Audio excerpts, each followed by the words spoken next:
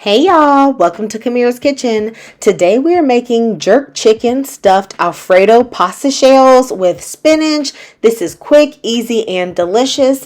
Please don't forget to check out my new ebook, Soulful Seasoned Saturated. The link will be in the description box and it is full of tons of flavorful recipes. Now to get started, I have 1.5 pounds of boneless, skinless chicken thighs, and I've already cleaned them, dried them, and cut off excess fat, and I'm going to put in a tablespoon of my green seasoning. I'm also going to add a tablespoon of jerk seasoning. This is my favorite one.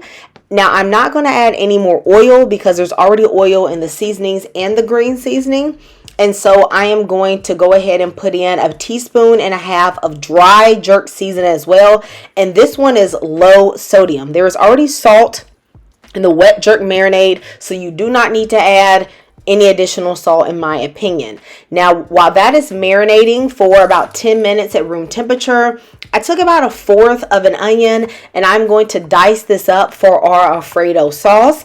I am also going to be grating myself about 2.5 cups of cheese. Now, one of my favorite cheeses lately has been this Dubliner cheese. It's organic, it's grass-fed, you can get it from Costco. And I'm also going to use this whole milk mozzarella for the cheese pool. If you cannot get this Dubliner cheese, then I would use Parmesan. I feel like that's pretty comparable. However, this one is kind of sweet. So if you can get it, definitely go for it. Now to boil my pasta shells, I'm going to add 1 chicken bouillon cube and about 1 teaspoon of salt, and I'm going to add in my jumbo pasta shells. Now I only ended up using about 27 of these, but I cooked way more, so I ended up reserving the extra for another recipe. But you want to undercook them about 2 to 3 minutes from al dente. So for me, that was about 8 minutes because al dente would have been 10 minutes. They're going to cook some more in the oven, so you don't want to overcook them or else they will fall apart.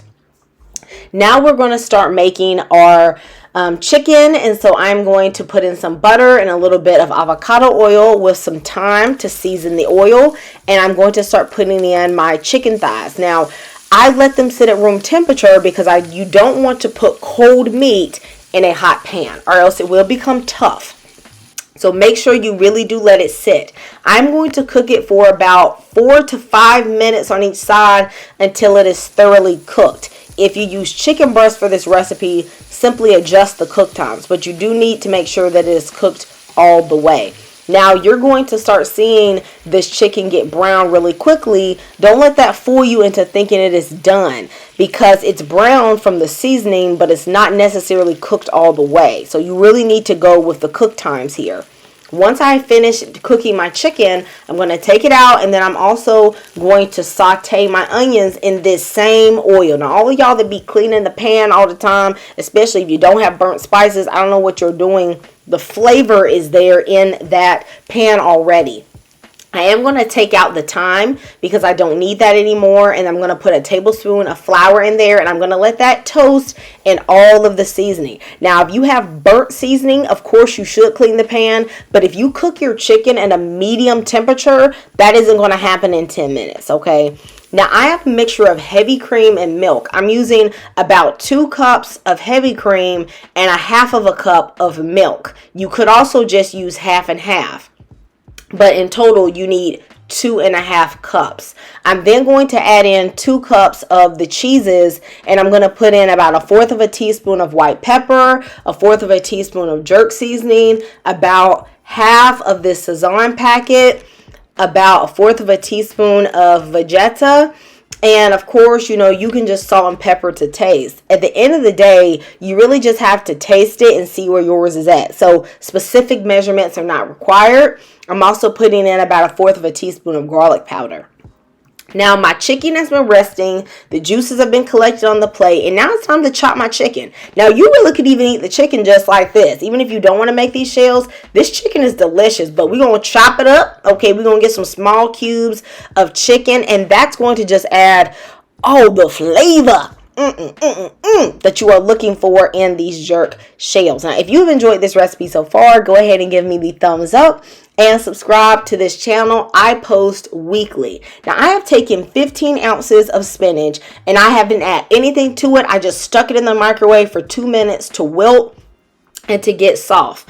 Now I'm now going to chop it up, not as small as I can, but you do want some chopped spinach. You don't want it to be super big, and you want it to spread out.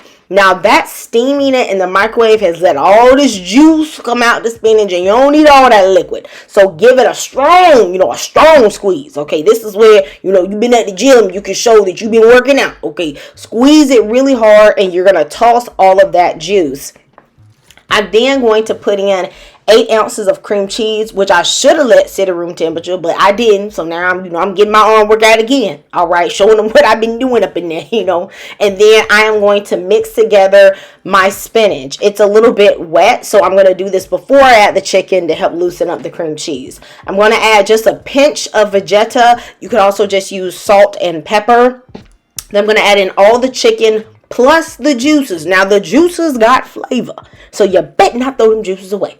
Okay, once I have mixed it up, I am going to start stuffing my pasta shells. Now, as you see, I got tons of shells here.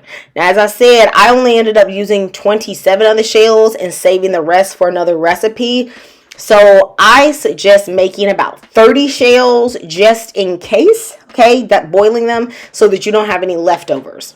I'm then going to stuff the shells, and I had enough shells to fit perfectly in a 9x13 baking dish. Like, it was full to the brim. Now, these are very rich to me, so I pretty much can only eat about 3 of these with a salad. Tell me, how many of these do you think you could knock out?